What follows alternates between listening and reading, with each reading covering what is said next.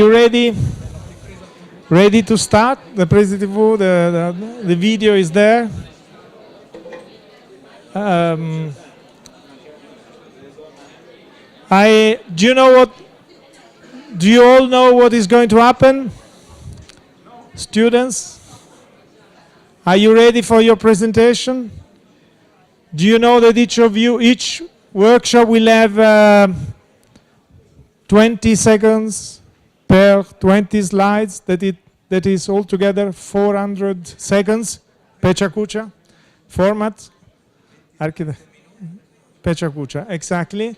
So, and will be for each workshop. So each worker will present whatever is inside. Hello? Can you hear me? Charisma. Più charisma. I will leave the microphone to my colleague.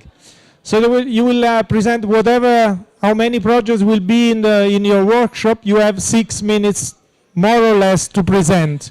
The first, I just would like to tell you, the first will be the one by Carlos Arroyo. Be ready.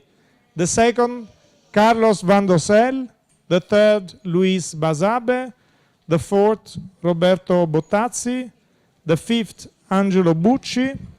The sixth, Juan Luis de las Rivas. The seventh, Yuri Gregorian.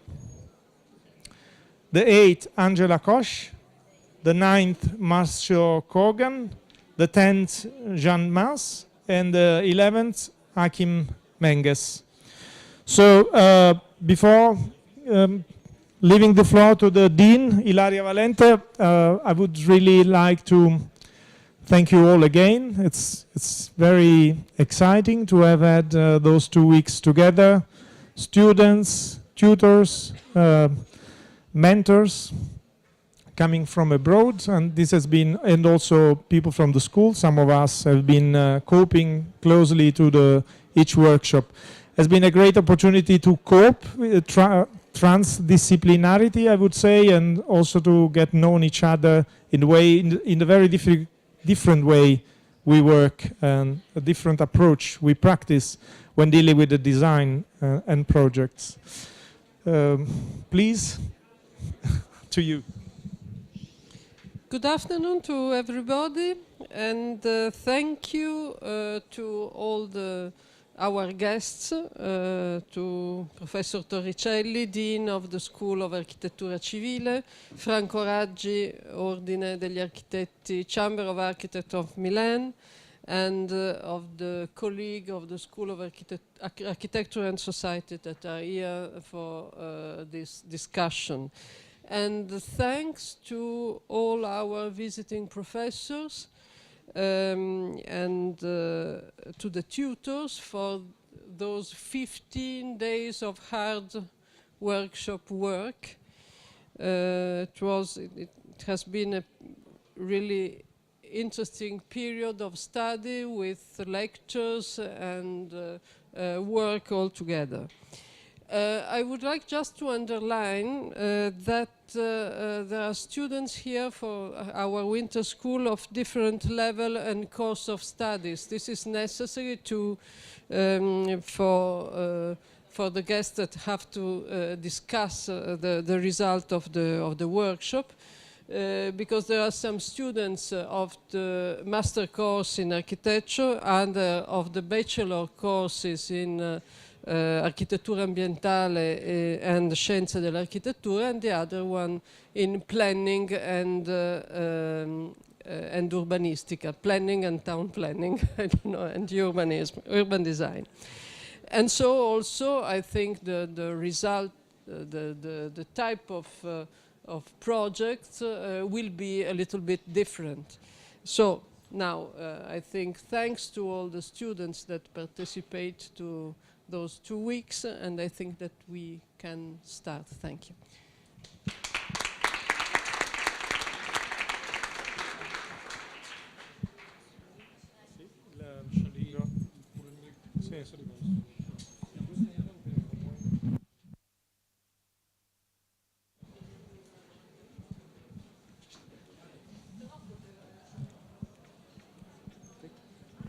Either you speak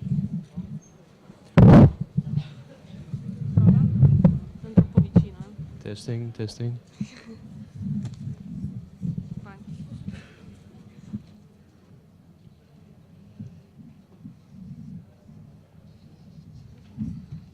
Ma ci fai vedere quando cambi slide per piacere, che così ci regoliamo? Possiamo vedere così.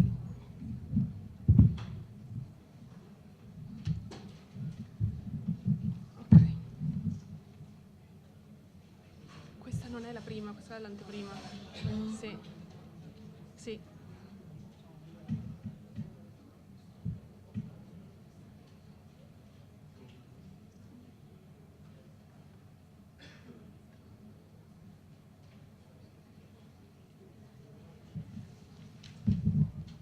Bring it to the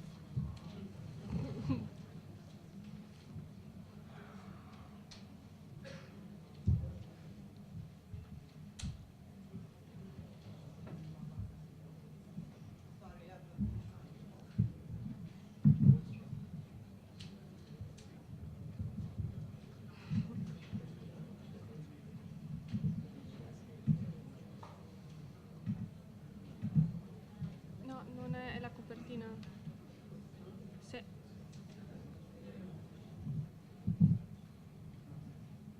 Okay. This first slide shows the timelines in which we display how some moments of crisis influence the history of the urban context. We found a Time magazine front page that shows the main themes of each line.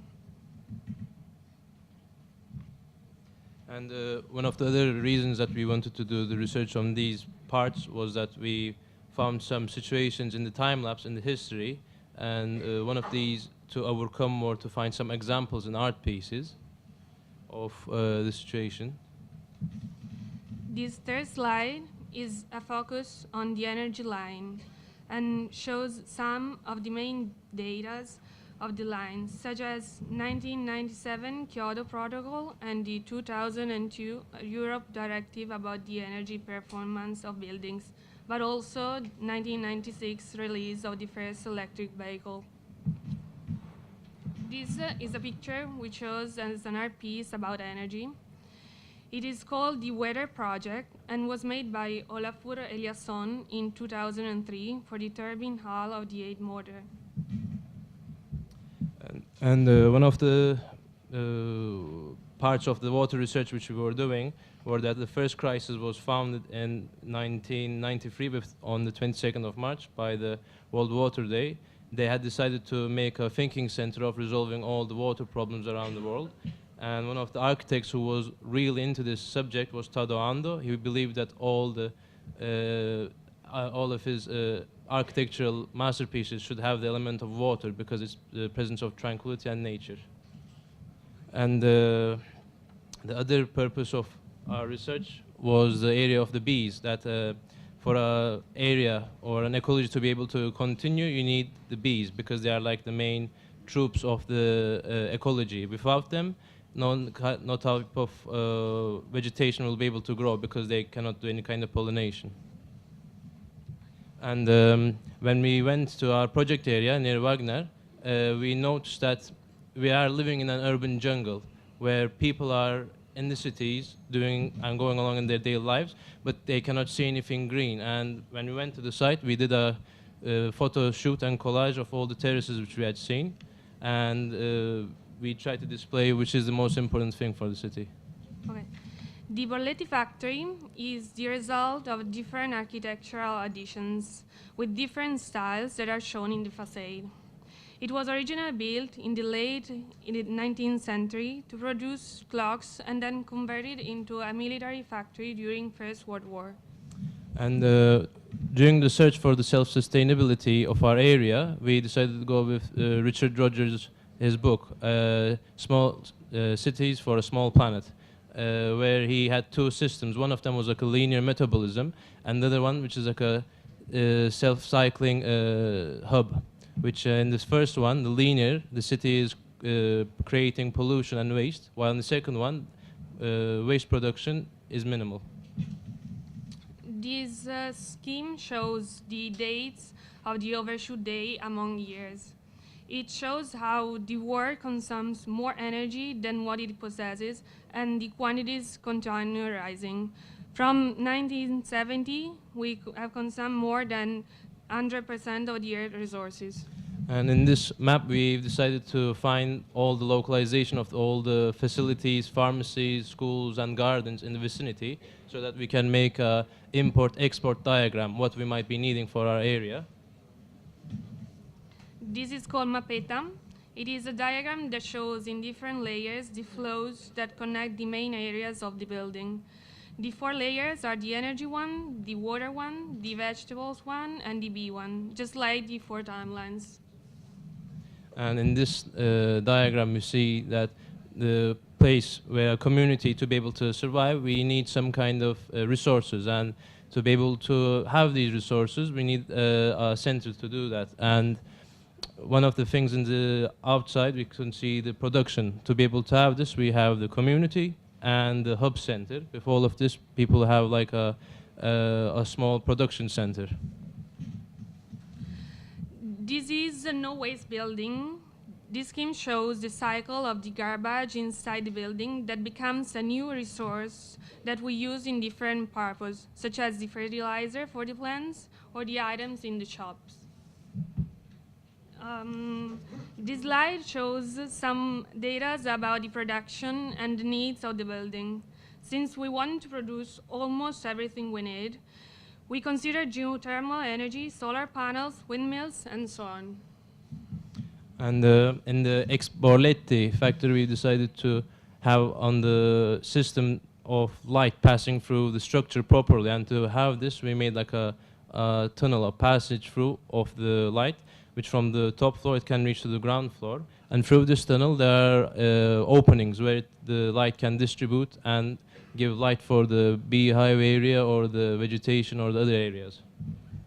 And here we have the distribution of the functions. On the main top floor, we have the terrace area where the people can grow their own produce. And to be able to be a self-sustainable place, we have the restaurant underneath. And this is the tunnel of the hexagon system, which we're thinking to do. The light will be able to pass through from the top to the bottom, and we're respecting Eliasson's his own sun art piece here. This drawing shows the connection between the 2 buildings. The left side is the building that is dedicated to labs, while the green walls on the right side are the spaces for the laundry. Here is the preparation for the exhibition area. We would like to thank Carlos, along with Elena, Alicia, and Gerardo, and of course our classmates.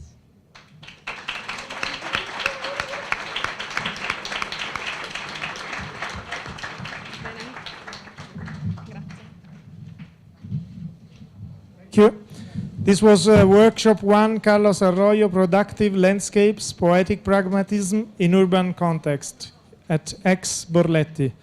Now we have workshop 2, Carlos Asensio Vandosel, EXCA, ex Cinema Adriano Reuse.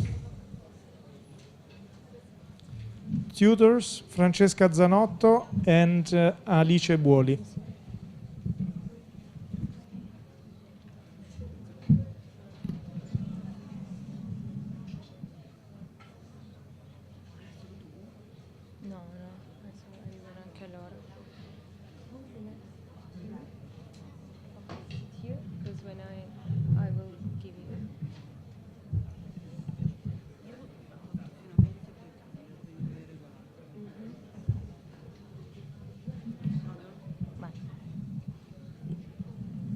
Hello, everybody. We're the group that worked on the ex Cinema Adriano at the east side of the Milan, and we try to discover the meaning of the cinema. In this slide, we try to show our approach as the group. Instead of having a design-oriented approach, we try to take the methodology as the approach. So the Cinema Adriano, as I told you before, what the identity that it has within the society, especially in the neighborhood. I'm going to talk here about my tools and the strategy, which was the main approach of the group. And okay, thank you. Okay, here we can see the accessibility. I mean, these accessibility are the architecturally designed accessibilities. We have, as you can see, we have 3 accesses that enters in the building. As you can see also from the plan, the building itself has a really articulate design in the means of forms, these curves and also the straight lines. But what happens today that we found ourselves in a reality that actually no one can access physically in the building. So the former architectural access is in contrast now with the physical unaccess. Here you can see we name it social sustainability because in my point of view, what I want to consider as sustainable is to enter literally in the theater and make a connection with the other elements, which here is the school on the upper side and the square at the right side. If you have to talk about ergonomy doesn't mean just comfortable, but a place that you can feel comfortable inside, that you feel good.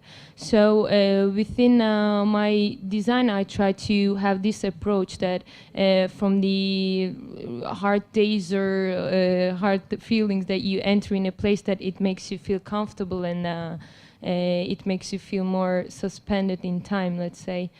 And here I consider the theater itself, well, literally it is as a box, as a closed box, that it has 4 different facades, 4 different sides that gives 4 different perceptions from the outside. Unfortunately now, the fact that I consider as a box because we can't have the access to the inside. So I concentrated my research on how these 4 different sides creates 4 different situations with the street and with the people that are passing through. So I thought about why not to have this, let's call it mental game, a mental exercise, simply by shifting 3 different sides, because one of them are, let's say, blind facade that we cannot see or touch. But I try to understand, if we change these facades, is the situation on the street, is the perception of people change automatically? So here the important thing to understand was if the facade can create a space. At the end, how I wanted to treat to this cinema, also beginning from the idea of the notion of the cinema, that is suspense in time and the suspense in space itself, can be considered as the, let's say, a pause, a breath, or a break.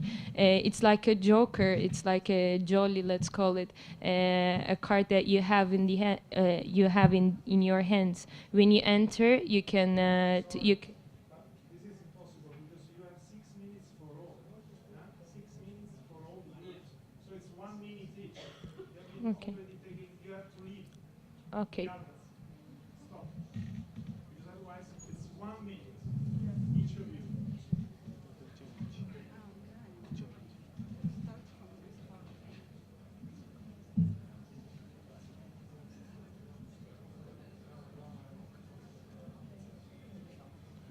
Okay, so the main concept of the designing, which I did in this as a group of 2, me and Amir, was to create a soundscape, because the cinema for us was the connection between the sounds and the pictures. So we took the concept to create a space which could be connected through a single ribbon, which we named as the sound ribbon. And the main concept was to create the hierarchy of the sounds which can go from one point to other, creating the different kind of scenarios throughout.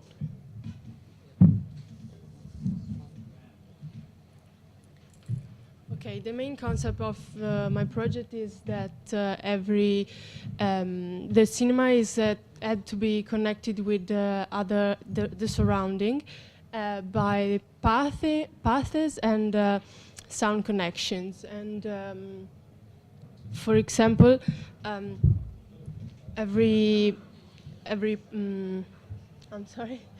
For example, in this case, the connection with the surrounding is due to that color circle, which are for the sound connection, which every squares around the place, the cinema can be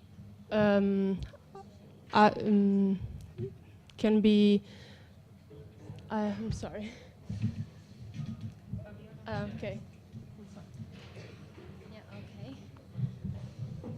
Okay, then my project I found very interesting the paths of people in the street down the street of the cinema, and I tried to make the cinema not a cinema anymore but a sort of projection machine. So the cinema it's outside and not inside. Inside you have the performance, and outside you can enjoy the show. Two places mainly, the roof and the street, thinking of people who lives there, thinking of people who've just passed down the street, and thinking even of the children of the school that it's near the cinema. And that's the last one, so thanks for your attention.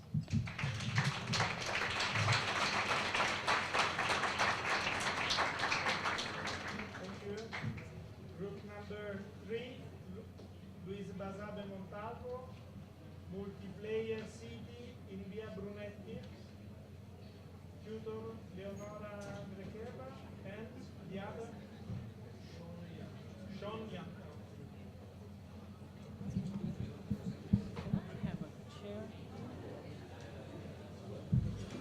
Move it.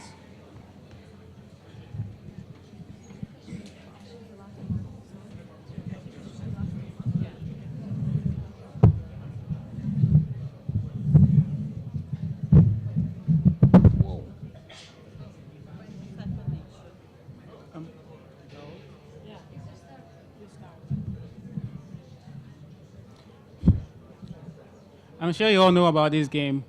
It was first called Landlord's Game, and now we call it Monopoly.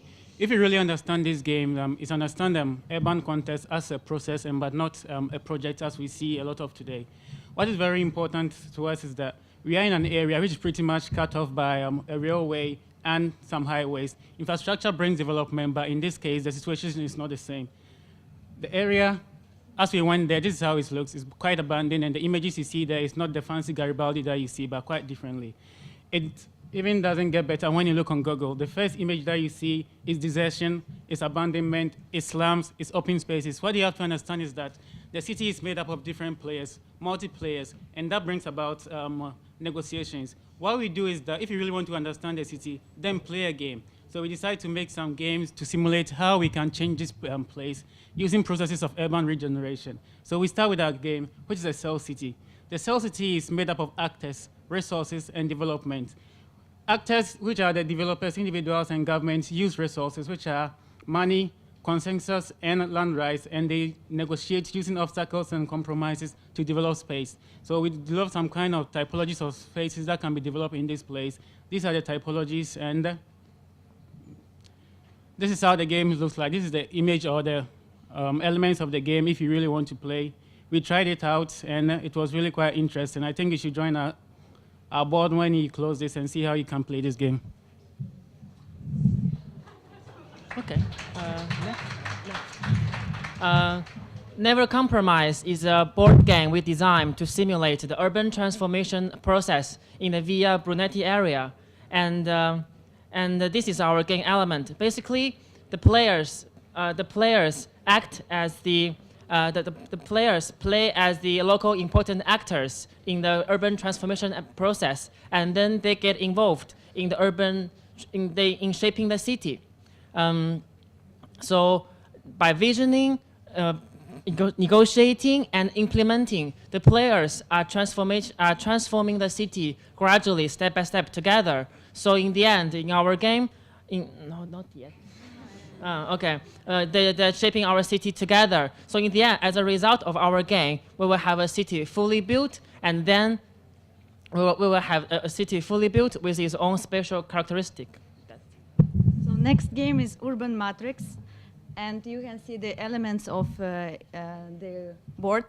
It contains 4 actors, developers, government, slum dwellers, and individuals.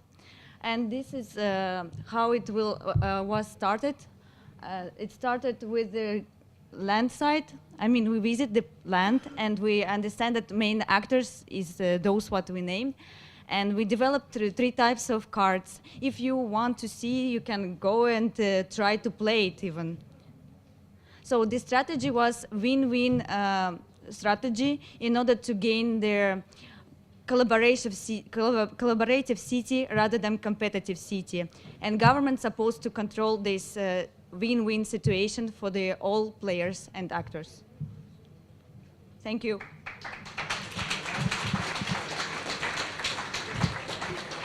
Thank you.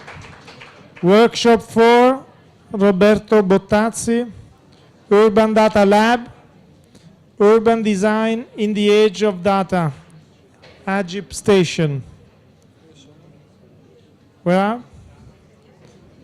Tutors, Alessandro Frigerio and Mirko Vescio. Sorry. That's right.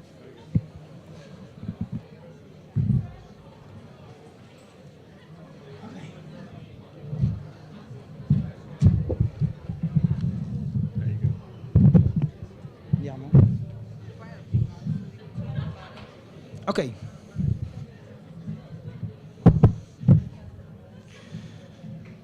Our project is focused on the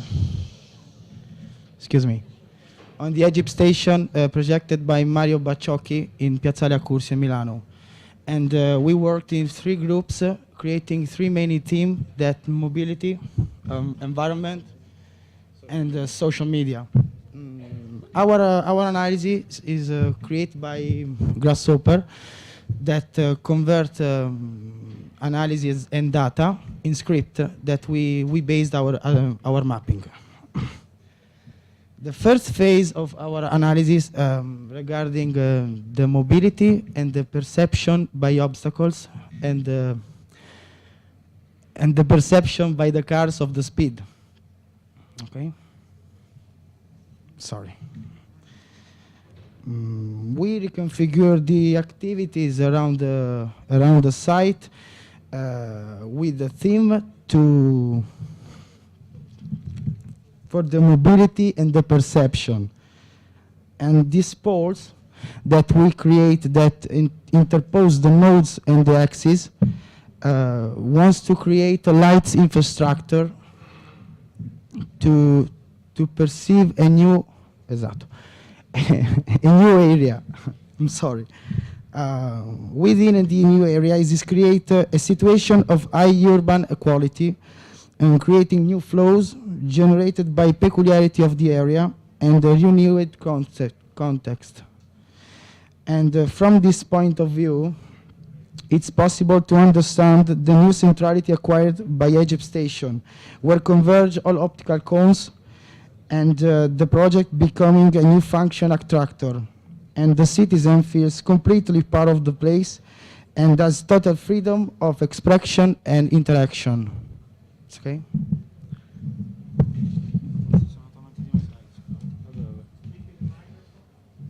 So, I could check it. Okay. Here we go. I get the weight a little bit.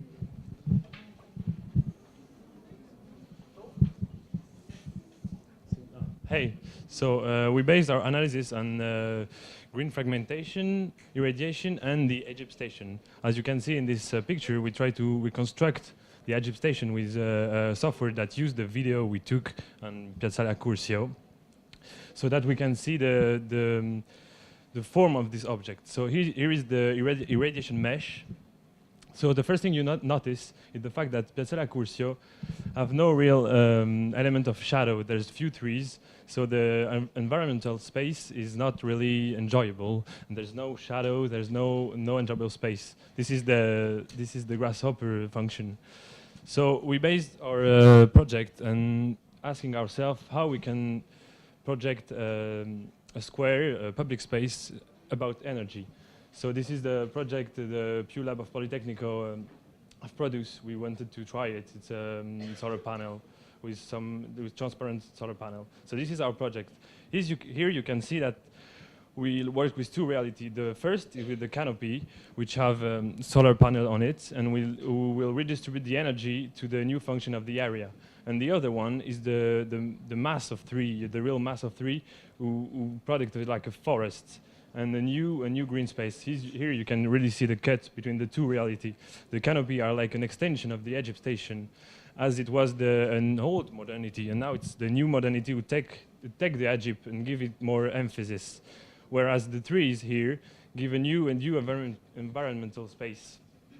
Yeah, so here in the last image, we wanted to show something quite strong to link the jungle of nature and the jungle of city. So we can say that nature is not that much far away from energy. You could use energy with modernity and with nature. That's all. And the topic of our project is social media. The first analysis is about the immigration, and they are from different countries like Philippines, Egypt, Peru, and Romania, and so on. And these factors and influence that this area become a place multicultural. And this is we use some Twitter to search some keywords to, it's like food, culture, entertainment, sports, activities. This picture shows the distribution of these keywords, how it distributes. And we did also search some little game of the Italian, English, Spanish, and we know that maybe this area, Italian people is a little bit far away from the foreigners. Maybe it's like the communications with each other. And this is a little movie that we made for to know the concept of all the area agent-based shows the distribution of the network, how it works space, and maybe used by the local community. After that, we want to create a building as a social platform that everybody can chat from a booking application and get information. You can search the keywords vertical social network, our building's name. And this is a section we want to add some common activities for the immigrants and the Italian peoples. It's a garden. And we also use a routing system to open our space more free. And in...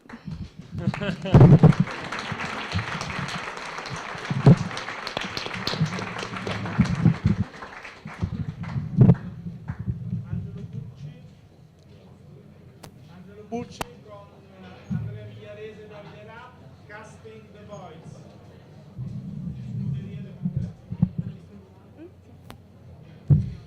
Okay, so the first thing you need to know is that we were just 8 people in our group. So instead of working like I guess most groups worked, we decided to focus on just one project. So in the end, you're going to see that this is the approach of 8 different people combined together into one unique coherent project. So we were working in Scuderia de Montel, which is located in this area of San Siro, and this is an area where you can find a lot of very specific buildings that are related to very specific events. We have the Hippodromo and we have San Siro itself. So it's a place where there are a lot of boundaries because these are private places, and it's also a place that has a very large scale. So for this, we decided to do an analysis of the scales in a comparison with places we know. And here, for example, is a comparison between Barcelona and our area in specific. And in here we have our building, which is the gray one, in comparison with Pirelli building here in Milano. So we have a very large scale. When we went to the place itself, the first thing we noticed is this big wall. So we have the first impression of this being a very introverted building. And we see this facade that is almost falling apart. This is a place that used to be a Scuderia that was an auxiliary building for the Hippodromo, and today has been abandoned and left as this pretty much as a ruin. But another thing that really was interesting for us was the courtyard. The courtyard really had this feeling of being in a different place, in a different time, in comparison to the massive scale that we have outside. So it was something that was very interesting, the different atmosphere that we found here. So here we started asking ourselves questions. So how to reconfigure the existing building without losing its temporal and spatial identity? How can to provide a significant permanency? And how to be respectful with its own scale? At the same time, by how to interact with the vastness of the neighborhood. So in here, we decided to go with a very different approach, perhaps a very radical approach. We decided to freeze the existing moment of the building as it is today by imprinting the existing facade in the new concrete walls. This way we would remain the facade and the courtyard itself. And once you enter this courtyard, you would see the impression of the facades in the wall. So for this approach of casting and using concrete, we translated also in the design process. So we decided to produce gypsum models, and in this part we worked individually. Each one of us produced a different spatial configuration. And in the end, the hard part was to actually put it all together into one unique project. This is the final configuration we decided to come up with. I will not go into details, but I will tell you the main priorities and criteria that we decided to go with. So the first one was to keep the space not rigid at all, to keep it very open for change and for different configurations of different spaces to happen in here. The second one was to be respectful to the old building. So we did an analysis of the plan and took different axes and guidelines for our future configuration. And in here we have an image of how we kept the same axis that the building has today. Then we also wanted to keep this idea of it being very unexpected and mysterious. So this characteristic of the site of having boundaries and having clear walls, we wanted to keep it in here so that the facade doesn't give you any hints as what's going on inside. And then we also wanted to keep the idea of introversion that we got in our first impression. So to keep the essence of the building and as if it's part of a different time and a different space. We wanted the interior of the courtyard to be very separate from what is outside. So when we decided also the height of the building, we kept it in such a way so that you only perceive the building, the facade, and the sky on the top, nothing else. So San Siro, which is very close by, you cannot even see it from there. And the fifth one and the most important one was for the courtyard to be the protagonist at all times. And yeah, this is a project in which we were dealing with a historical building, and we did it in a quite unusual way. So instead of trying to preserve the building itself, we wanted to preserve the essence of it. And at the same time create something that was exciting for this context and something that was very unexpected for it. So kind of a decontextualized fragment of a glorious past, the cast of the present as a future that mirrors the past. Thank you.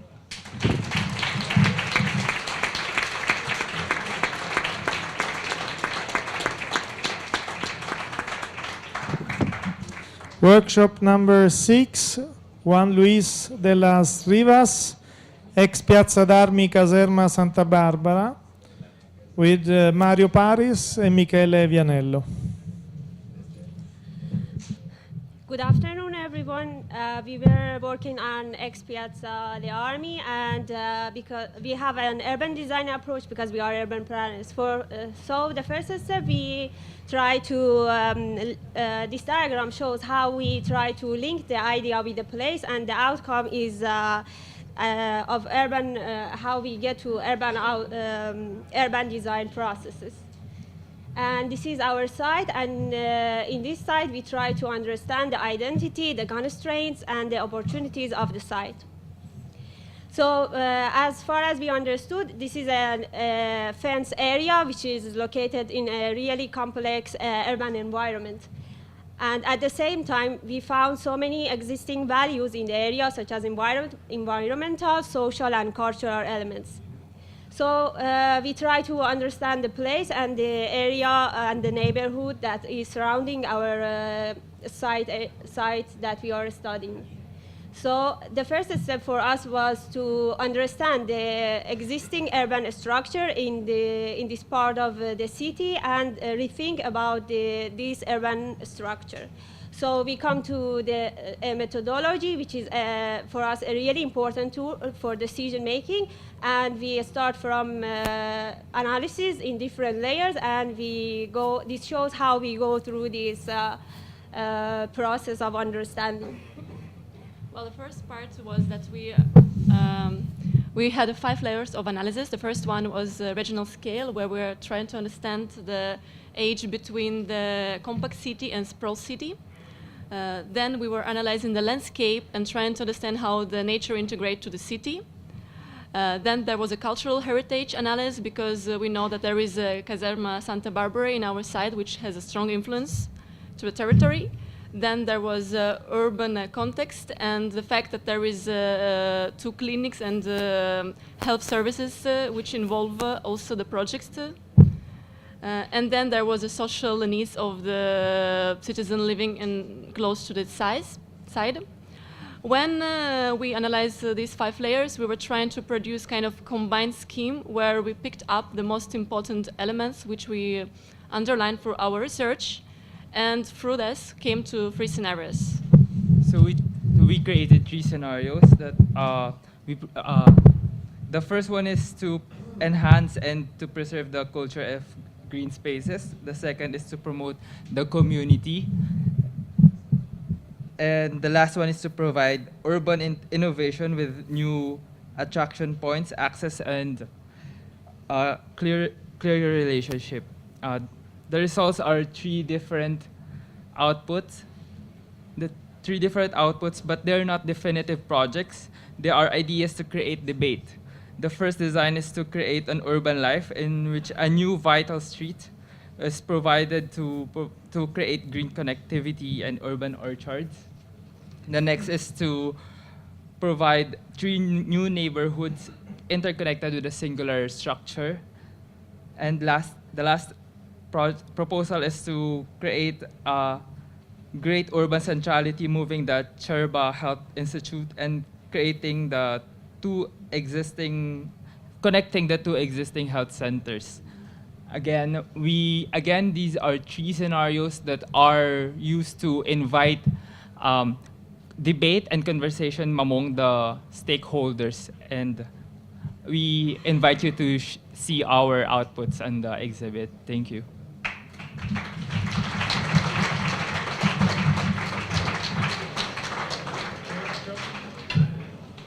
Workshop number 7, Yuri Grigoria, Trivia Scalo San Cristoforo, Tutor Martina Sogni ed Enrico Forestieri.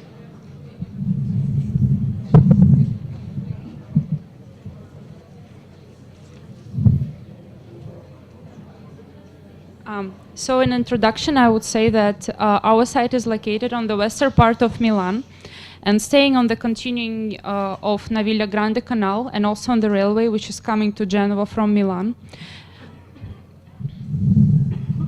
Kitchen garden. We have many small kitchen garden on the area, and we decided to maintain this function and to valorize this existing framework. Calendar.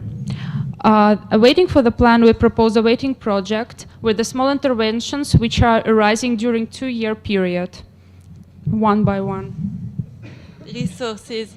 We decided to count what was already present on our area to use the material already present as a resource for our project in a vision of economical efficiency.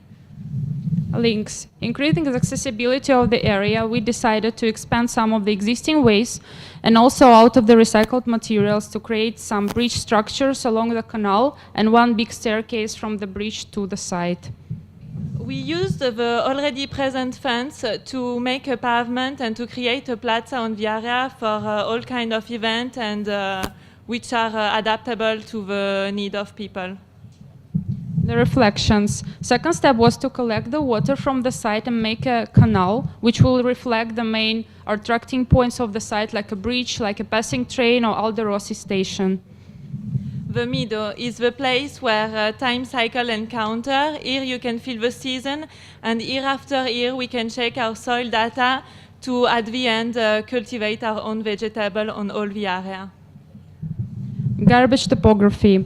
We used the existing garbage which was presented on the area, we learned it, and grass was very thick and some trees were providing shadows. So basically we didn't do any big intervention, just make a hill, a mound, which will be a very nice viewpoint over the whole interventions which we did on the area. What is this local alteration of time and weather? A light presence is just above our head. We can even touch it, but then it moves away. Rain and the sun don't bother us. Nights fade out when we're embraced by its moonlight light.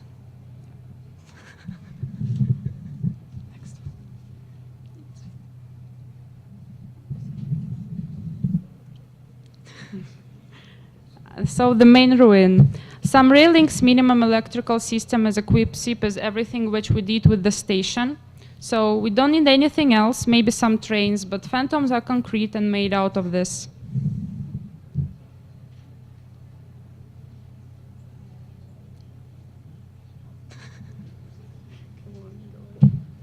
Shelter. What is this mirage in the horizon? Is it a curtain? Where is the theater? What's behind it? I hear something, a movie's playing. I get closer and go through it. A crowd is gathered and watching a movie. I get closer and take a seat. Horns. The canal is a very long strip of the water, dividing the dense city with a more rural landscape. However, there is another water source, a lot wider, having such a bigger energy, a lot of water that the canal providing a different types of experience. This river has been sheltered by some concrete blocks. However, the presence of the existing natural elements is very important. So some of the concrete plates are removed and the sound of the wild water running can pioneer the space around it. You can go.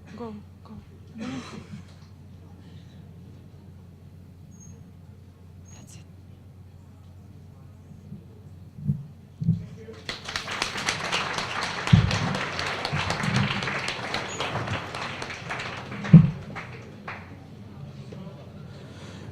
Workshop number 8, Angela Koch, via Padova, co-designing the public space with local people and other users. Tutors, Michele Gerli and Emanuele Adentis. Hello. We worked in Via Padova with Professor Angela Koch, and we would also like to thank Carlotta Fontana for making the whole thing possible. So this is basically what we did. Now it's you can see all of us with those tickets, and this is the event we made in Via Padova yesterday. This is a picture that impressed Professor Angela Koch because it represents the new landscape of Milan in Porta Nuova Garibaldi, and at the same time this installation of people planting, so creating a urban space in fancy ways. This is where we worked. So the fancy thing was that we worked in Via Padova every day, so we had the chance to go down the street and talk with people, meet local people to work. So it really helped us. And basically, this is what we did in the first week. So we met all we met the police, we met the master of the school, we met the local people, the institutions. So we were down the street talking with people, asking what would you do in Via Padova to make Via Padova a better place. So this is the event that took place yesterday. So we were in Via Padova with those models, asking people to give their hand to the project. Okay, so this was one of the projects because each individual group essentially came up with a different project, and using the analysis that we came up with, we used that in order to kind of go in one direction. So my group worked with the collection of garbage and recycling because everyone kind of goes to Via Padova with these prejudgments, which are mostly negative. Surprisingly, some of them were correct while others were incorrect. So we decided to work with garbage collection, use the analysis from the previous days in order to understand which areas were negative, which were positive. And this led us to understand where to place different rubbish bins, collection of rubbish bins, which gives you discounts in different areas of Via Padova. So this is some incentive in order to come to Via Padova from all over Milan, creating a kind of node and network. So basically, our project starts with an analysis of Via Padova, and we notice there is a long straight road with some hotspots and some challenging places. We thought that a project won't be so easy in this area, so we tried to make a model and in which people can trace their own path in Via Padova and make their own idea. In like this, we draw our ideas for Via Padova. We see before and after our intervention. With our project, we would like to give a new life to Via Padova, starting from the centrality of Piazzale Loreto. The intervention is shown through a visual link at the level of the pavement across the path. This link is conceived like an orange stripe that during the way changes itself, increasing the green areas, the seating and the light system, ending in the Piazzetta Mosso, where the stripe becomes a roof for temporary exhibition and a playground. The concept of our project is based on pop meaning, that is people organized in place. The concept is based on temporary installation shaped in an organic way that we call movable trees. The platform aims to reintroduce basically the local community spirit. On the other side, to encouraging people comes from other side of the city to visit and explore Via Padova.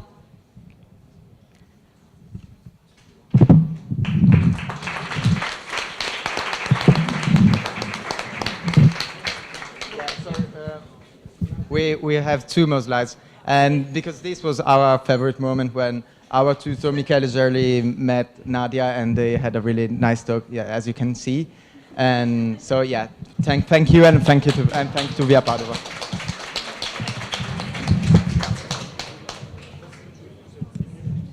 Okay, thank you. Now workshop 09, Marcio Kogan, House for a Special Client, tutors Caterina Franco, and there is, okay, I have to read there, Verga, Manuela Verga, Pietro Pizzi, Viola Fabbri, and also there was Kogan.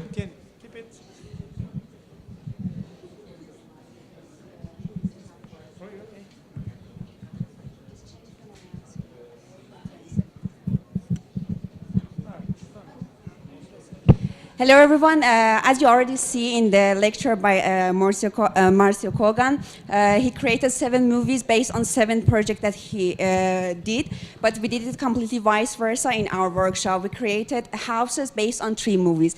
These 3 movies, they were completely different movies based on the character of the movies and the site of the house that we decided to create a house. Then later you can see our houses because we don't have any panels. We produce our houses based on each tables. So in the first step, each student choose 1 movie, and then we go to the second step, which was analyzing all the movie and the ambient of the movie and the characters. And we started to write a kind of paper-based, like a journal-based of them, because he wanted to teach us the relationship between the cinema, journals, and architecture, which helped us and was a very good approach for us to start the house, creating these houses. So we started to see the 3 movies. The first one was by Federico Fellini, Clowns, that is more a documentary, a research by Federico Fellini about the meaning of the clowns in our society. And we have to create a project for a company of 3 clowns in a place in Milan, in Riformare Milano, in Via Catullo. The second one was The Silence by Bergman, that is an introspective movies about these 3 major characters. We have to create the house for this child that is a child in the movies, but now we have to think that he decided at 60 years old to alienate himself from society and live on a foggy and cold island in the north. And the last movie was a Playtime by Tati, that I really suggest all these three movies. They were a really interesting movie for us, suggest to watch them. And this movie was kind of criticizing the international style and modern style, which in these houses we see all the Paris and the monumental things, everything gets lost, and even the people. And they're not even communicating with each other. You couldn't see the passion and human being between them. And our site was a kind of not a real site, just between two towers with 30 floors. And we have to create a house for the director of this office that you can see here in the middle of these two towers. And for our project, we started from a dream. Let's go. C'è il video. Okay. And this is a movie to show the process.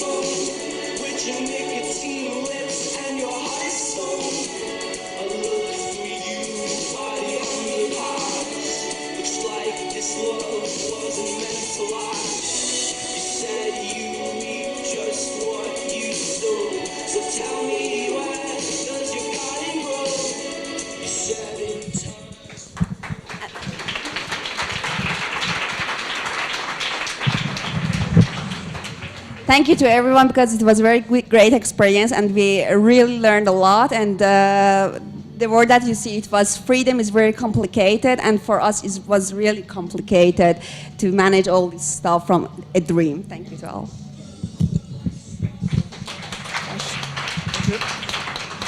Workshop number 10, Jean Mas, Pièces urbaines, Urban Fragments and Ex-Caserma Montello.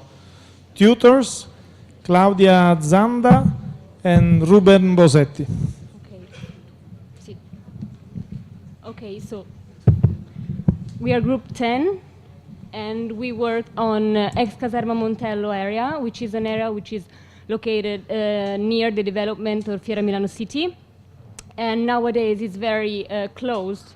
What we aim to do is to transform the area into a very, let's say, desirable place to be. And we set not just an architectural project, but an urban one. Starting from the words of Chinozuki at the beginning of the Miaw, we believe in city. We want to work in city because we believe in city and in their future, basically. So we also believe in public space, not only meant as a, let's say, open space, but also as a social space. So we believe in sharing and opening. We work basically with three principles. One is the openness of the city. As I said, we wanted to relink the city with the external environment. And we destroyed part of the wall which was enclosing the area in order to make it more permeable. As architects, we don't think that a wall can give protection to the city, but is basically the open space that helps it. For the verticality, we basically know that Milan is going higher and higher, and we wanted to be part of the process, building a tower, which is basically an elevated public space and a landmark. Then basically we wanted everyone to climb basically the tower and to give another point of view for the city, so the possibility for people to look at the city from above. Another important issue was the mixed uses. In the past, there was zoning, so each area corresponded to a function. We want to melt every function in our area. We have different function, residential, cultural, and let's say museums and etc. And basically, this gives intensity to the area. This gives intensity to city life in general. And what else?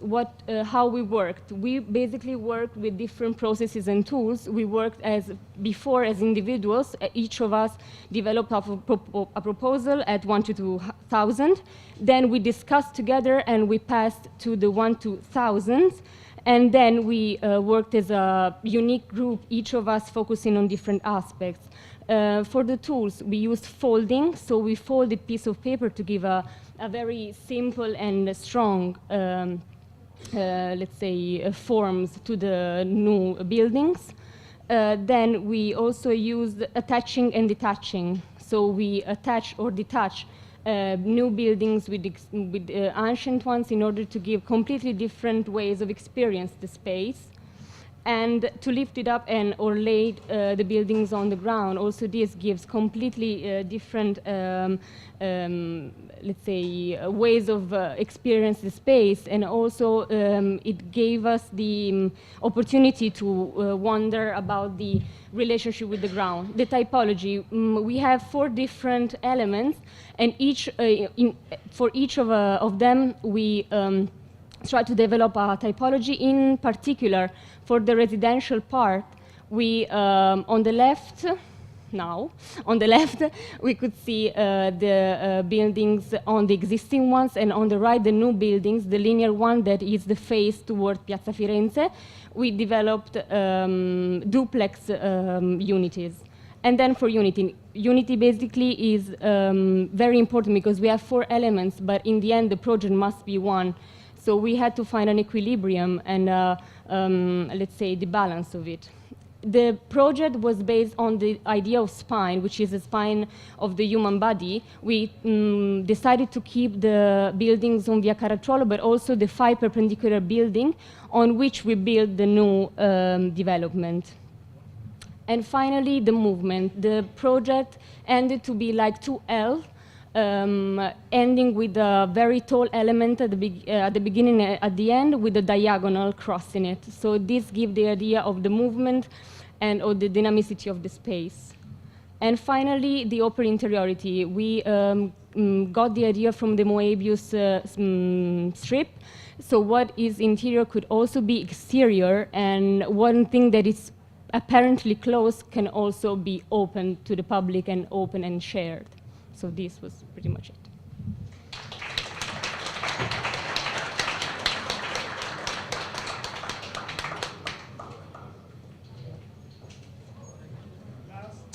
Last but not least, workshop number 11, Hakim Menges, Granular Space, Aggregate Architecture, tutor Roberto Naboni. Hello, everyone. Our workshop is called Granular Spaces. We decided to actually face the topic of reforming Milan in a different way, rather than facing the problem from the urban large scale, facing it from the micro scale of the material itself. Aggregates have a specific capacity to reform and to change their configuration in time. For the purposes of the workshop, we used a given material that was 50,000 pieces of injection molded particles. They have 10 centimeters in diameter, And we use them in order to create our spatial configurations. So we've been divided in 3 groups, 3 teams, and each one of these teams had to experiment on research topics related to this aggregate system. And these 3 topics were the tallest structure, the thinnest structure, and the new aggregate structure. So the first group, let's call it the height group, found out that the best way to obtain a tall structure was to use these modular formworks, in this case boxes, that can be used by stacking one over each other until the desired height is reached. And the second group had to obtain the thinnest structure, and they worked by cutting volumes from other volumes, so bigger volumes. So the result is a very stable structure in which a thicker part sustained a thinner part. The last group, the new aggregates group, tried to find out the behavioral effects of different aggregates mixed together. Further, all of the groups proceeded with the design of their final proposals, where the first group, which was working with the height, presented kind of double curve, varying in height and thickness, and ending up in the tallest point, which was around 2 meters and 20 centimeters. Second group, which was working with the thinnest structures, presented the 2 walls with creating the passage in between them. And the third proposal was a kind of pocket structure, which was also aiming to create some kind of spatial effect and, again, variation in the heights and thicknesses. And after this, different combination of factors was influencing the final, the choosing of the final proposal to build here in Spazio Mostre. Oops. And in the end, we tried to develop a simulation model using distinct element method. We used in particular the PFC 3D software, which helped us to simulate the behavior of the particles. Here it's showing, in the video it's showing the 50,000 particles simulation and how they are settling down in a system.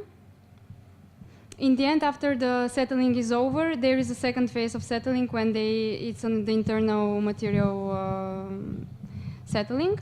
And deciding on the final prototype, we proceeded with a one-day fabrication and construction of the prototype. These are the pictures. And we also present a video, time-lapse video of the prototype that maybe we can see. No, it's like this.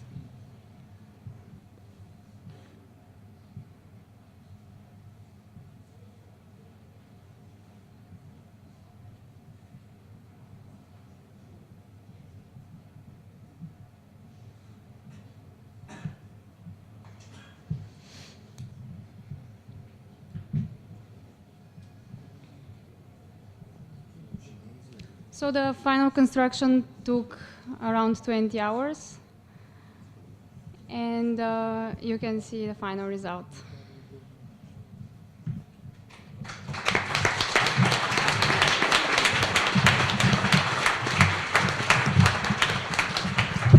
Thank you. I think we finished the presentation, we would like to invite our, I would say, discussant. We have Franco Raggi from Ordine degli Architetti di Milano, and Corina Morandi, who is the person in charge with the Riformare Milano.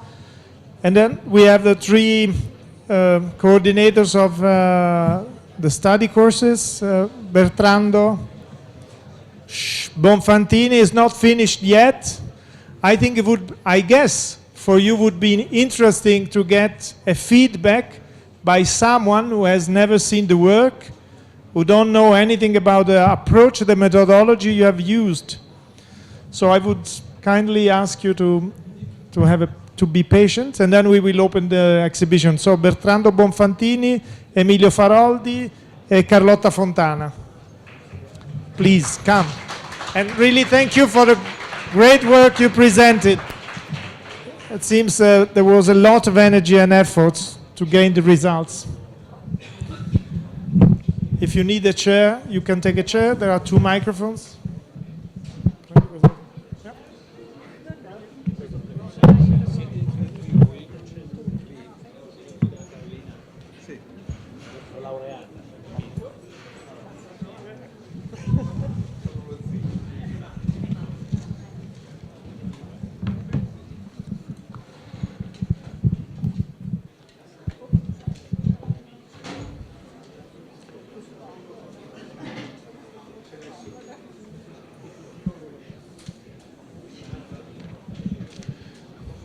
Okay, so we can have a discussion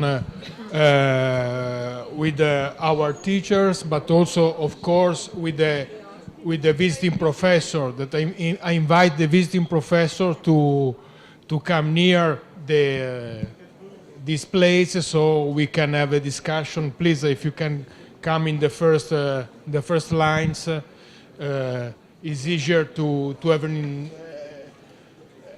a connection to talk about this project, to understand what kind of architecture you are teaching here, you teach here. I think that we have seen many different approaches, and we see also many different tools, different ways of making architecture using very innovative approaches. I ask you who want to start with the comment in English, also in Italian eventually. Sì. Maybe Franco Raggi can start. Sei l'ospite. Ok, Franco Raggi. Yes, I try to speak English. So you have to speak English too. Okay. So, okay.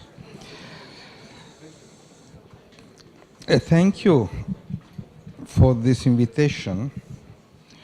That is very hard for me, just because the time, the 6 minutes, 20 slides, the Pekakucha time given to everybody is really a torture. I think the project needs much more time to be explained, but anytime it's interesting to see in 6 minutes or less what people that has invented and given energy to the project can say. They have to choose what to say, and choosing what to say in 6 minutes about a project that took 15 days is a very hard exercise also for you. So for me, it's very impressive. I'm impressed by the very different approach of the projects, in spite of the very concrete theme of the areas. We are facing some places of this city. I'm being born here, so I'm supposed to know places of the cities, but I'm really astonished by places I've never seen in my life, and that is given by the municipality, I think. So they are real places in which something could happen, and the exercise, the very interesting exercise, are the different approach of everybody in giving solution. I think the very interesting thing, to me, is that in this case, architecture is not only matter of building, but became something more complicated, something more rich in terms of possible relationship that the project can institute between places, people, and people who think the project. About the different projects I've seen, I appreciated something more than others, probably because I was taking notes and the other was speaking and I don't see them, and so I made a very personal and fragile selection, I think. But one of the projects I really like very much is the Casting the Void, because I've been in San Siro, I've seen sometimes this place, and the idea of keeping the facade, freezing the facade, the circle of the facade, and keeping in the disastrous situation what it is a fantastic idea, and building around this empty space. And I'm very interested also in another project, the one about ex Caserma Montello, because it's very keen in applying use and reusing this concept, using and reusing the 3D existing texture of the caserma, no? Keeping the very banal, straight building, and applying over this situation, over imposing a new situation, urban scenery, but applying spatial procedures, very interesting, verticality, fold, hall, the piazza is a hall, and open interiority. So I'm very impressed, very positively impressed by this didactic expediente, come si dice. That procedure is much more important than the results. I mean, for me, the procedure. And of course, I am impressed by Via Padova, because the approach is really not heavy.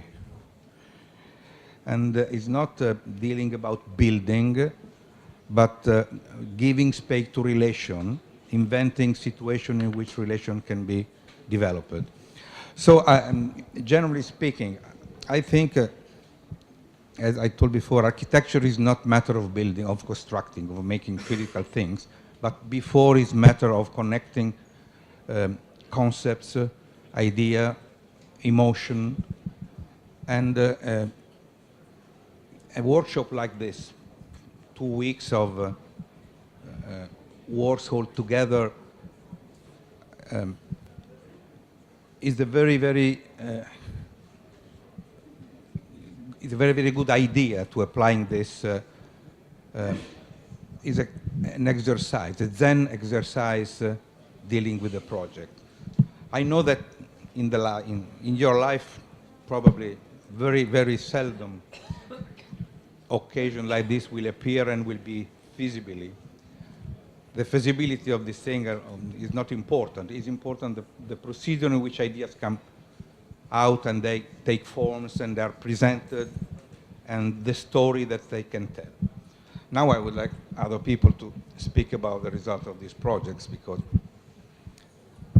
I'm not alone.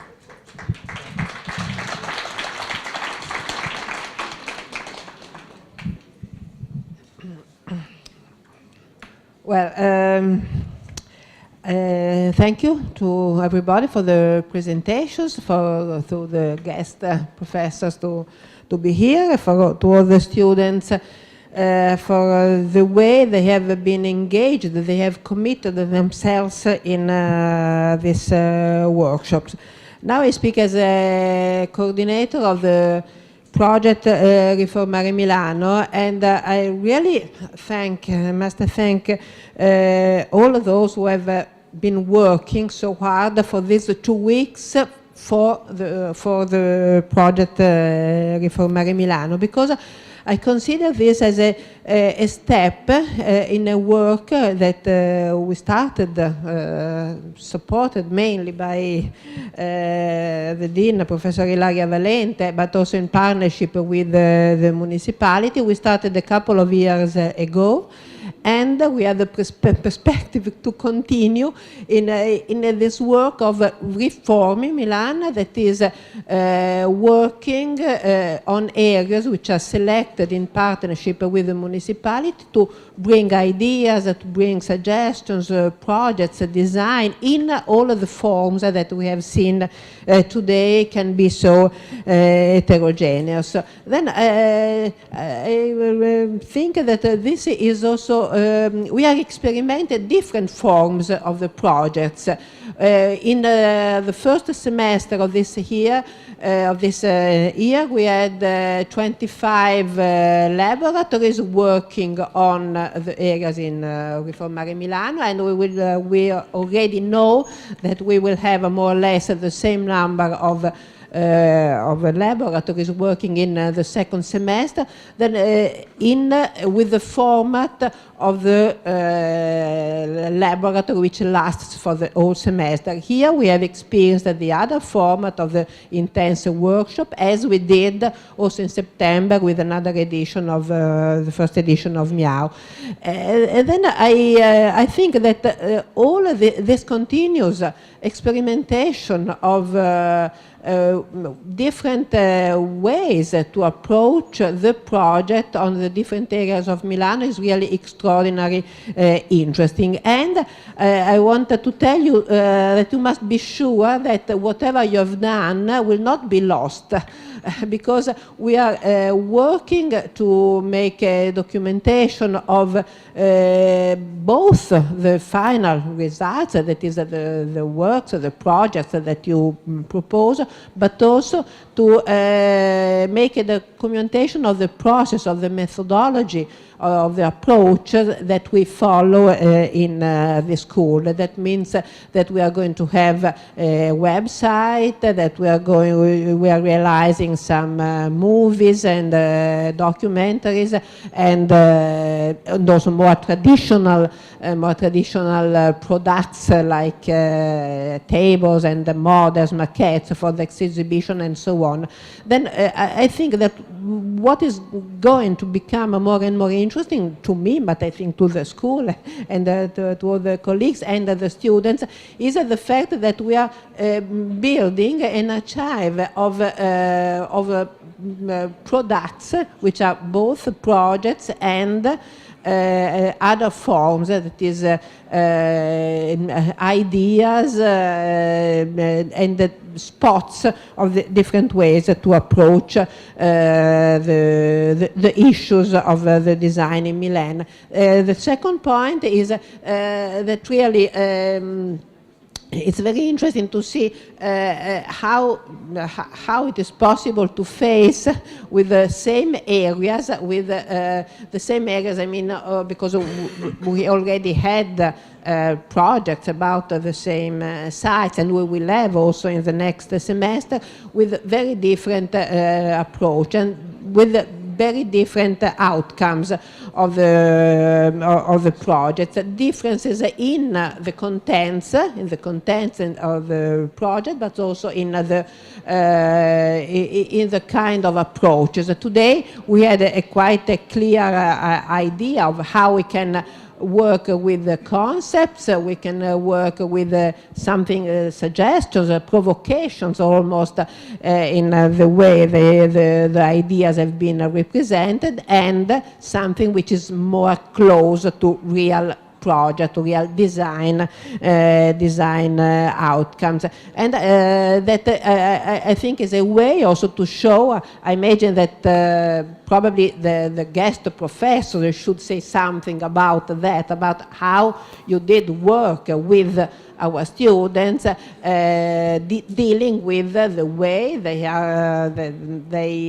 have been prepared, they have been, let's say, trained to face with different designed methodologies. But I think it's very interesting to have this very flexible and large idea of what is design, what is architectural and urban design, and all the ways we can deal with the comparison of different ideas and suggestions.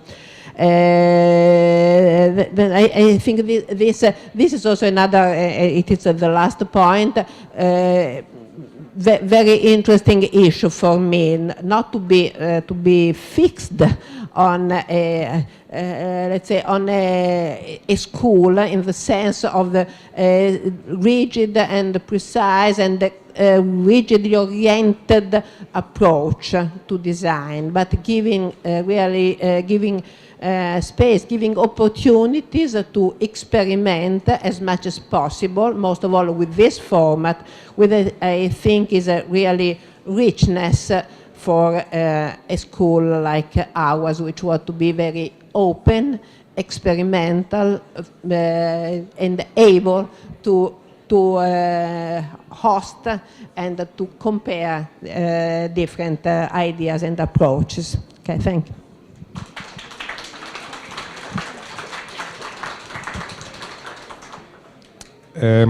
As the coordinator of a Master of Science in Urban Planning, I want to focus on just a few points, three main points about this, in my opinion, very interesting experience.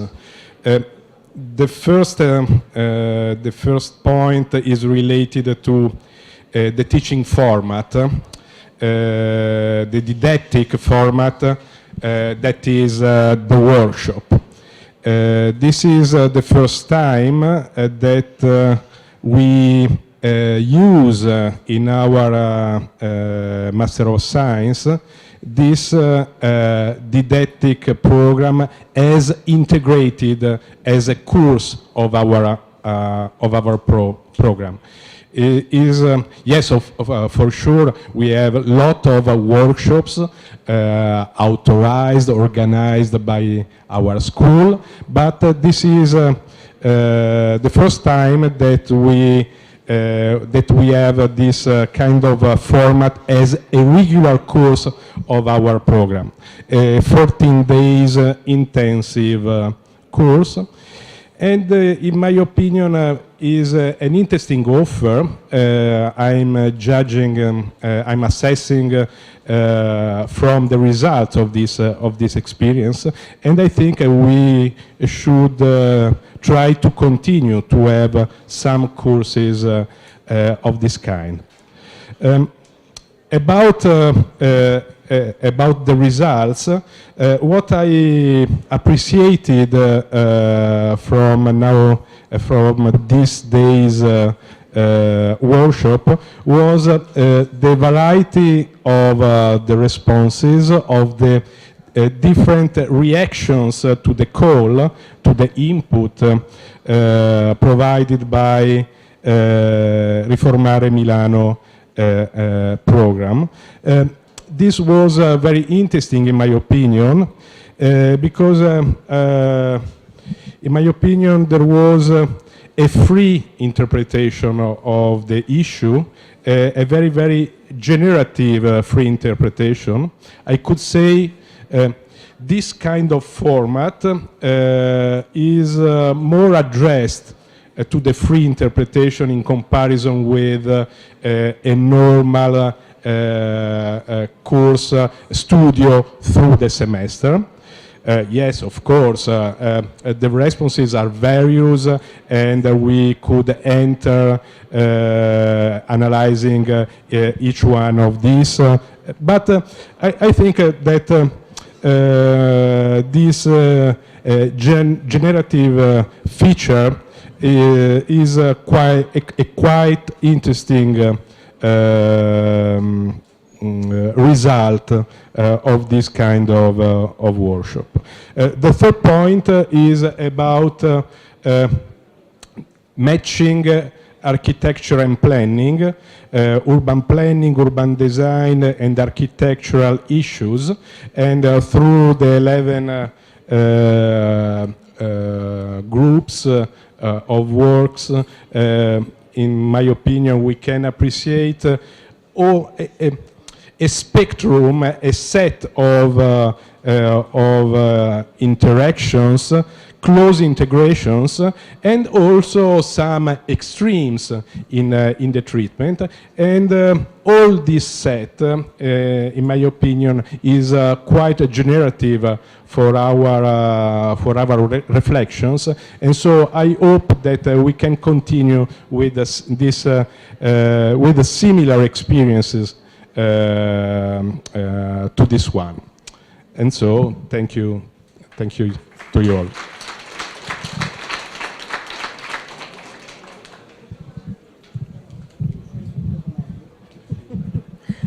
Well, I didn't think I was going to talk today because I'm a bit involved in this. After all, I participated in one of this project. But anyway, so I will tell just one thing. I think that this really extraordinary event it demonstrates that well, our new generation, the young generation, are conscious of the fact that architecture is above all about life. And it imagines spaces for life, it builds spaces for life, and it allows to understand life by studying the spaces of how people live. And as life itself, architecture allows many different fruitful approaches. And I think that in such events, we demonstrate that especially young people must not be afraid of having admitting different approaches to architecture and to the architectural design in general. So, well, thank you for this event. So, a few words just to tell you that I'm the coordinator of one of the courses where these workshops are placed, and for us has been a very deep and great experience and challenge. I think we won this challenge because for us was a new experience after many years to join all together, visiting professors, young students for a very deep and intensive workshop. So I think it could be the first of many, many experiences. Another word is I register the student satisfaction that is very high, and for us is a great satisfaction as well, because I think they made a big effort. They are very tired, but they are quite happy, and so I think for us, professor, could be a great satisfaction. The last thing is to thank all our colleagues that came from anywhere, from overside, and from Brazil, Germany, England, and so on. So since now I can say that they are our friends, and so I hope to see you again here. So I give the microphone to our Dean for, I think, opening the exhibitions, and thank you very much for everybody. And Alessandro here. I give the microphone to the Dean, Laria. Then I would like to ask Gabriele Pasqui, the director of our Department of Architecture and Urban Studies, to say something. And then I would like to ask the visiting professor to say something about this experience, about Riformare Milano, but also about teaching, how to teach architecture, how to teach urban planning. A short reflection about this Milanese experience.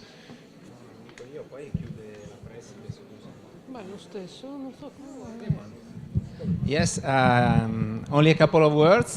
First of all, I appreciated your works, and well, my question was, which kind of projects are these? Because they are projects in some sense in a very specific and different way. Some of them are projects that try to identify a possible future. Some of them are explorative projects. Some of them try to show something in a different way. My point is very simple. In a couple of weeks, you will be able to use projects in many different ways. And I think it's interesting because a project is not only a design of the final state of the world. A project is also, first of all, the possibility of seeing things in a different way. In a very beautiful book written, I don't know, 20, 30 years ago, whose title was Frame Analysis, written by Rein and Schön, it is written that in design experiences, one of the main points is to reframe problems. And what is interesting in these experiences is that sometimes some of the places I knew about Milan were seen in a different way, from a different point of view, with different eyes that sometimes are the eyes of our foreign students, so are interesting also in this sense, that were able to reframe problems, reframe urban problems. I think that this is a very good point. Using also design techniques and also design outputs that are completely different. Some of them are games, some of them are really urban design projects, some of them are reconceptualization, some of them are installations. Doesn't matter in my opinion, it's not so important. Probably is the same point that you pointed at the beginning when you said that the process is very important in an experience like this. I completely agree. And in this sense, the idea is that a design experience like this is an experience in which you probe some hypotheses about the city, its problems, and the possible solutions you have for these problems. And I think that this idea of reframing is one of the main ideas in this concept of what a very short and very dense design experience is. So thank you very much.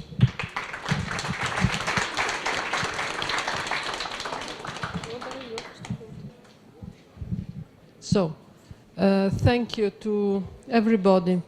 I would like just to say something about some ideas and topics that I think are relevant and in a certain sense are common to the works.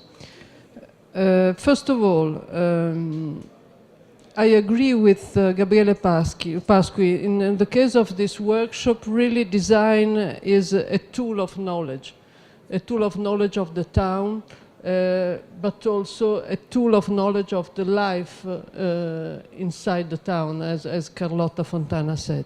This is the first thing. The second one is that a common important topic is time. If you think about Siegfried Gideon, about space-time and architecture, we have the idea of time, space, and ideas of design or ideas of architecture. Time is very important because inside the different experiments that you made during those 2 weeks, we have some approach different about the topic of durability, about the permanency of architecture, about the permanency of the town too, and the problem of our ruins and abandoned space, how to do with them. So different possible strategies that you have experimented in your work. Another topic which is very important is how to transform spacing by different use of the spaces. And this, we had a seminar the last week in which a colleague said that there is a really powerful metaphor in this period about public spaces, which is the idea of use of how to use space, and a correct use of the space is something that can change the life and the shape of the city. And this is one of the topics. And I think use of the space and also the body in the space is something of very important. Also in the representation of the projects, in the in the slideshow, and also representing your work, used a lot the idea that you do that with your body.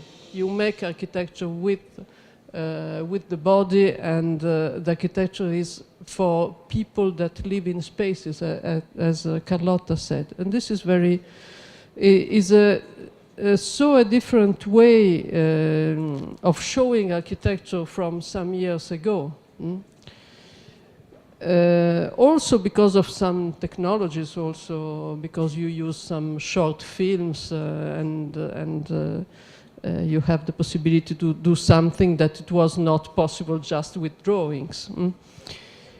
And then another problem, naturality and the nature in the city. Sometimes it's represented as a wild nature that come back to the city. This is a power metaphor. It's not a new metaphor. If you join it with the idea of the permanency of some ruins, or that you can use spaces without modify ruins, and with a wild nature that come inside the town, this is also something that is, I think, is something of important that you put in your project, in your slides. So I think that we have a material to discuss, starting from Milano International Architecture Weeks, in our courses and design studios for the next semester and maybe for the next years also. So I thank a lot our guests and professors and designers that comes with us, working with our students, and I think we can have a look to the project. But I would like also to ask you if you want to say something about the experience, some suggestions for the future for us. Thank you.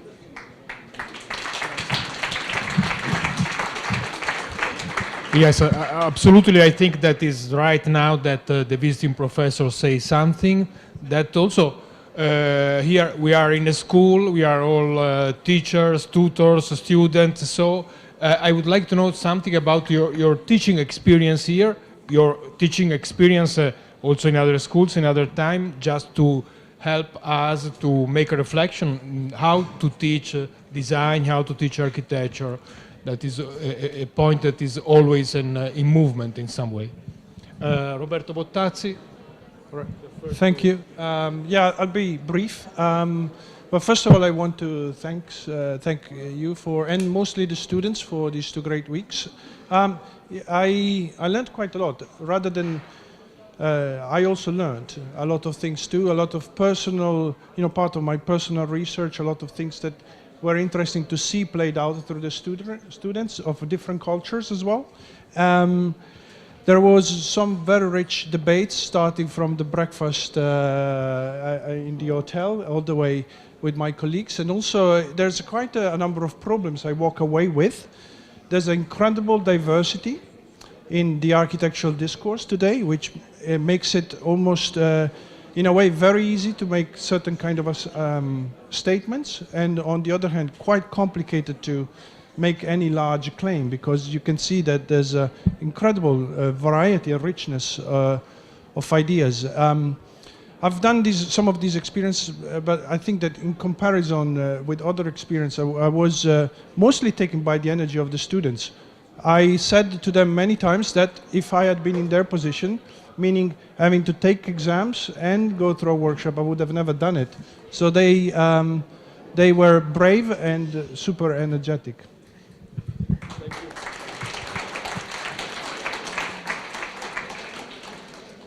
I think I have 3 words. I'm really, really inspired. That's already 5. I'm tired. And I'm very hopeful for Via Padova.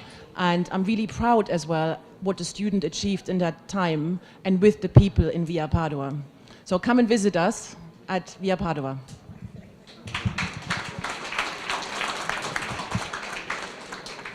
Thank you. My gratitude for the staff, for the institution. It seems a very a very young institution. It's an old institution, but it seems very young because I can say very much things because I am reflecting, no? But all happens so quickly. 2 weeks is very, very good. In the beginning, 2 weeks is a lot of time, but it's very, very few times. My experience with the students is fantastic.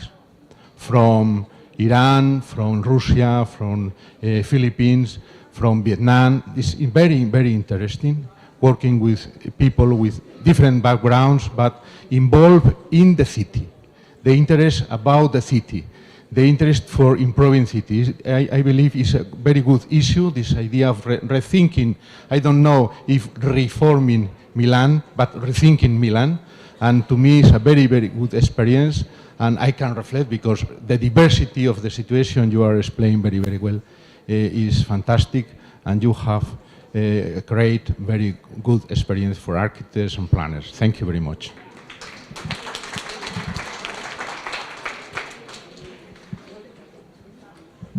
Yeah, I think it was 1969. I'm not sure when Giancarlo De Carlo gave this famous lecture in Liège called Architecture is Public. No? And I think it was a very important text for many generations already. And he complained in that text a lot about the role of the architect as a professional. No? For him, it was like the way the power had to domesticate architecture and the productions of cities. No? And I'm really proud and to belong to a generation and to see it especially materialized here, to see a generation which is really rethinking not only the way to do architecture. I mean, diversity was the main topic which was commented by the panelists, but also we are really managing to rethink the role of the architect itself. So, and I'm really proud, and as Juan Luis was saying, no, to be working here with a group of people. We had people from all 5 continents. Indonesia is Oceania, so I think it counts as Oceania. So it was impressive, no? People with extremely different backgrounds, but also who were thinking really on completely different ways of producing the city. And that was so enriching for me that I think I was the best student, of course.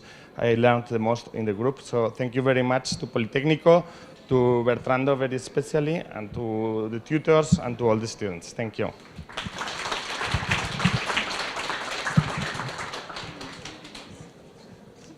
So good afternoon.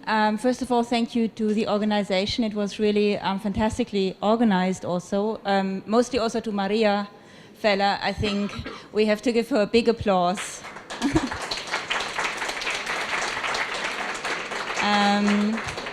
Thank you also to all the hosts who only made it possible for such a variety to come. And now, I mean, maybe I just give a brief lowdown of how we approach teaching, because I think we are very different from everyone. At the ICD in Stuttgart, we call it learning by doing, learning through the material itself.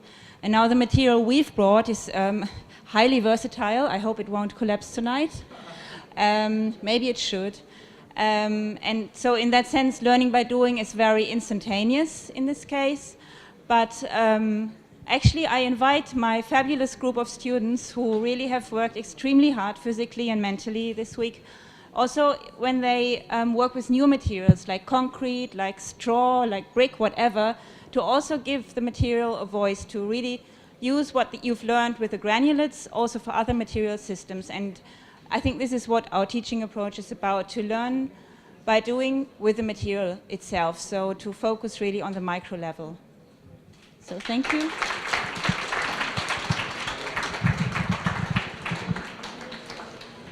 Well, again, thank you. Thank you for inviting us. It was a great experience. And I want to thank you also, Olivier Romossier, who did this workshop with me. And of course, Claudia and Ruben, the tutors that we had with the students. They had a very important role during these 2 weeks. I remember the introducing lecture from Chinozuki, who in a way finished with 4 or 5 slides, black and white, of public space in different cities in the world. And with this very intense sentence, we are architects, so we love cities. We want to live in cities. And this is an active proposal. And he explained that if somebody wants to be alone, he can live in a forest, and it doesn't need any public space. So the strong belief that we tried to share with the students here was public space, we like it. So how can we invent for the future a public space which, of course, will be open and not closed? Because there is a strong danger in the moment, which is that a lot of cities are becoming more and more closed. So we tried, of course, to work in a very intensive way, and what we accomplished, what we achieved together may look as a project, but in fact it's not a project. It's only a strategy for a project. It's only tools for a project. But what was interesting for the students, and we consider that these workshops, of course, these students, they must have a strong memory of these students, of this workshop 10 years ago. And of course, it will be a strong moment. And this is why we try to learn very simple things: intuition, desire for public space, void and solid. I was also very impressed by another work from Angelo Bucci about void and solid, and we try to explain that if you work on public space, it's void, but if you think only buildings are as object and void in between is not a public space, then you lose everything. So we try to learn them what kind of tools we can share, what kind of strategy we can imagine together, how it's important also to work as a group, not to work alone. Architects, they have to learn to work with a group. They have to work with a lot of people. And then in the end, we achieved something, and we are very happy about it, the students and us. Thank you very much. Thank you. Well, thank you very much, Polytechnical. Thank you very much, everybody organizing it. Thank you for all the other groups also for what they have done, and especially, of course, to the students and the tutors. We've been working as a team, taking up different roles, each member of the group, to produce this thing that we have here.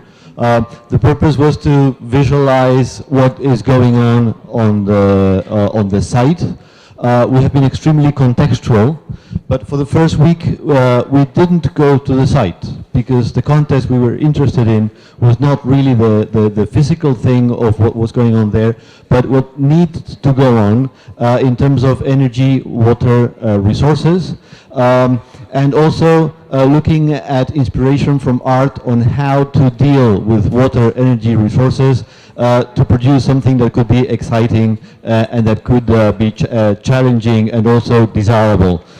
We've tried to visualize all those examples there together with the crisis movements, and also to see the importance of each of those elements there. I hope you can visit us later, and if you want any further explanations, we'll be around, all the team will be around to explain. Thank you.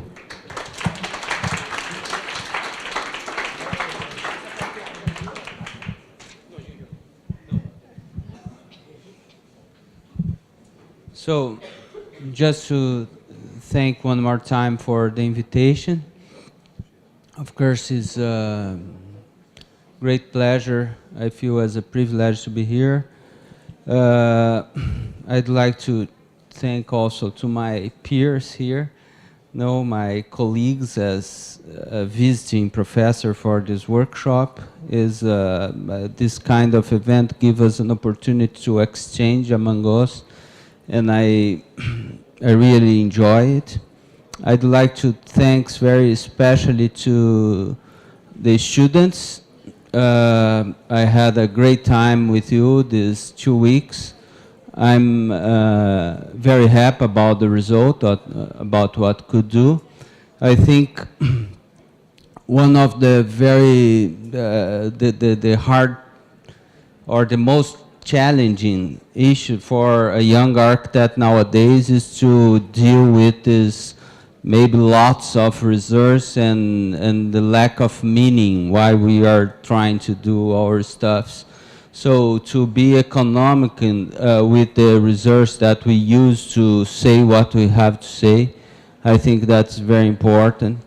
And I feel that one thing that we work on these days is this idea that to be able to design, we have to be open and able to talk, to dialogue about the issues that we are designing. No, the dialogue, I think that's a very powerful tool in the designing process.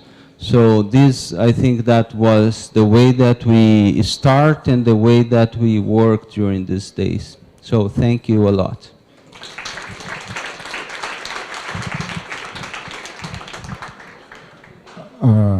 I also would like to thank Polytechnico because it's a unique experience for us and for me and Natalia to be here and to run such a workshop.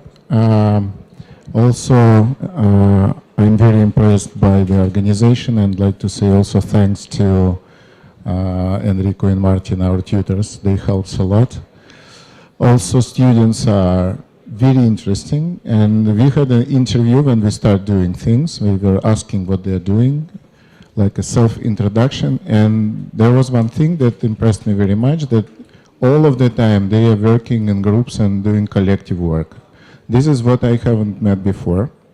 I don't know. And this was the powerful tool, how we built a sort of almost small, I would say, office for that 2 weeks. And it was a pleasure to work with them. And this is as a result, I wouldn't do the better thing if it would be our bureau. All of the ideas came from students. We did almost nothing. We did only moderation. And I think it is the really important thing to do this collective work also, to proceed doing this. And also, I think that this is maybe the future of the architecture, because of course the architecture as a sort of genius it exists. We cannot kill this, but what we try to do, we try to find the border of architecture. And as Angela said, to find reasons why we are doing, what is the intervention? Because sometimes we are overestimating our power and doing more. And I would say that these abandoned places, and we find this place with the ruin of Aldo Rossi almost ready as a sort of remarkable place. And this is most abandoned place. And my friends from Milano, they haven't heard about that. And I was so impressed that nobody knows that there is such a nice ruin there. And I would say you're underestimating your city. And Milano is the great city, and you have all of these abandoned places are artifacts in reality. Thank you.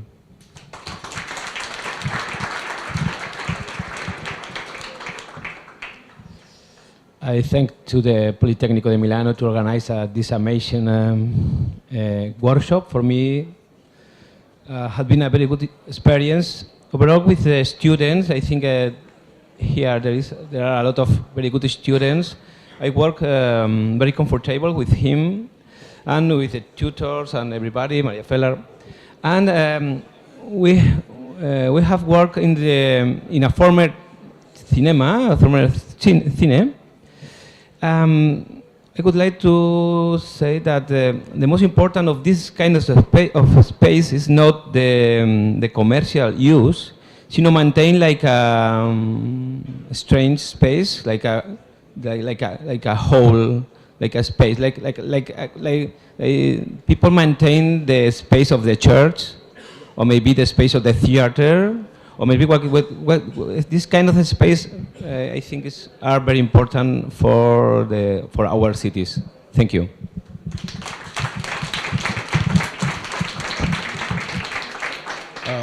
If there are other interventions, students, tutors, professors. I think thank you so much for being here and helping the students. You all, in a way, acknowledge the participation and involvement of the students. Mostly of you, I think all of you, you have a practice. The best you can do, is to have a position of, for an internship in your office for our students. Would be really a great way to show that you are grateful to their work. Right. Please let me remind you my co-curator, Professor Pierluigi Salvadeo, who worked with me for organization, and Maria Feller, who drove with a great temper all the coordination of the Miaw. If there are no more questions, we can visit the exhibit and then go to drink something on that side of the hall. Okay, thank you.